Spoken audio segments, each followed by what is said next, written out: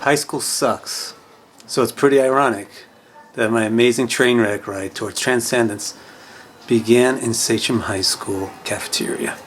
Mr. Lucchesi, our music teacher, had a coolness mixed with the fragrance of mothballs, confined as it was to the lingo bingo of freshly bygoned eras. We called him Snaggle Monster, due to the snaggle always caked into the corners of his mouth.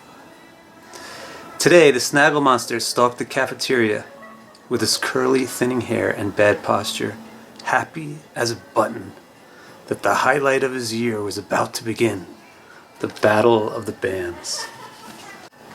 A Rush cover band here, a Duran Duran cover band there, an Iron Maiden cover band somewhere else. All of them nervous and eager to show their self-worth by demonstrating how well they could imitate rock stars. But there was one spot in the cafeteria that was totally different from all the others.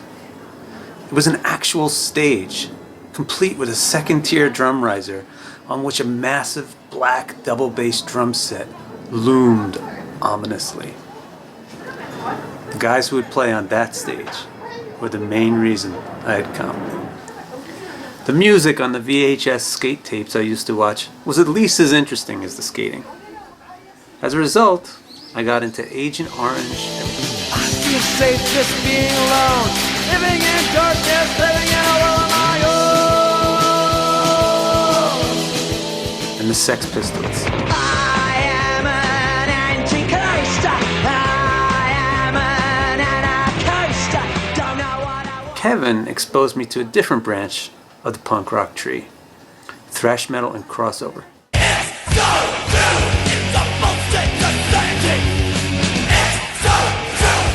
I was a bit more into Dungeons and Dragons and BMX freestyle than I was into music.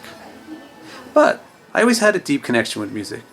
Some of my earliest memories are of my mom playing the Doors and the Beatles really loud in her Opel while she drove to work at the hair salon.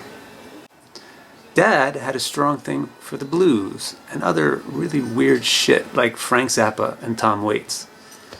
For the most part, Mom and I couldn't really figure that out. But he also had a full collection of Led Zeppelin records, and I loved that.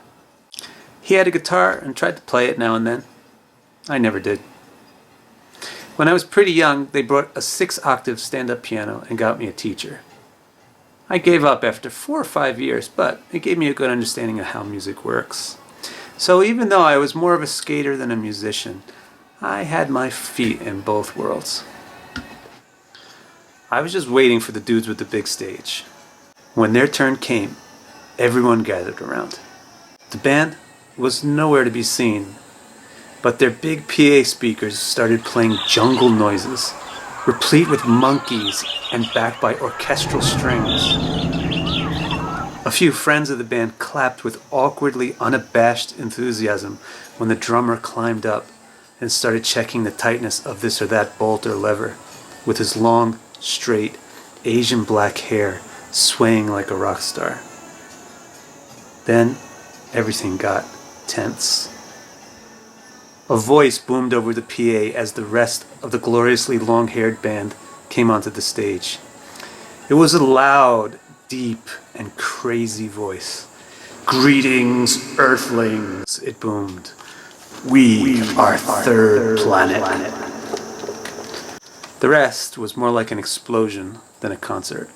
The singer came out, leaping around in sneakers, jeans, and a sweatshirt, hood up, and completely obscuring his face.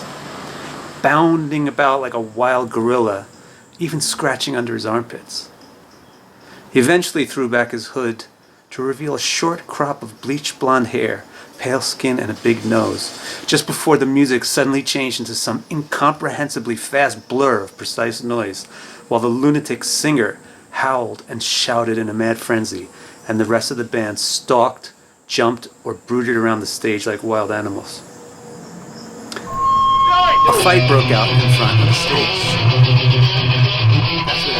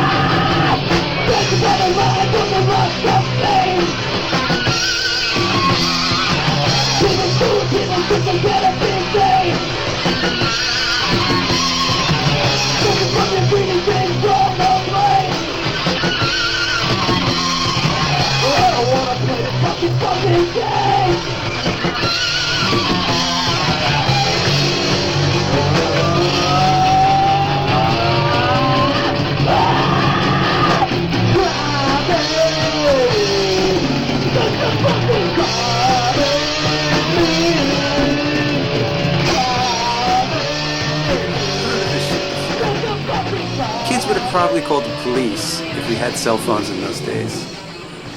As for me, I was sold. It was the most amazing musical performance I could imagine. And the people who did it were just kids like me. Kids from my school. Friends of my friends.